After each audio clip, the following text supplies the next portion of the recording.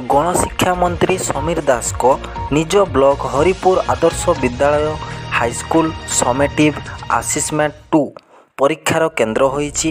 एही केन्द्र रे टंका विनिमय रे कॉपी जोगाउथिबार अभियोग होईछि। जड़े शिक्षक टंका पाई जड़े परीक्षार्थी संपर्कीयों सह मूलचाल करुवा ऑडियोटी भाइराल होईछि। घटनार तदंत पाई गणशिक्षा मंत्री निर्देश देइछन्ति।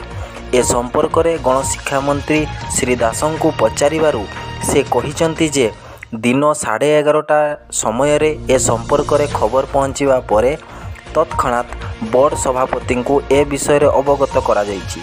ऑडियो रे जो शिक्षक परीक्षार्थी संपर्कीयों सह टंका मूलचाल करुछन्ति तांको विषय रे तदंत करने निर्देश दिया जाइछि। जदि भिडियोटी आपको भल लगी तेबे लाइक शेयर कमेंट करंतु एवं एही भली आगो को वीडियो पाइबा पई आम चैनल को सब्सक्राइब कर दियंतु।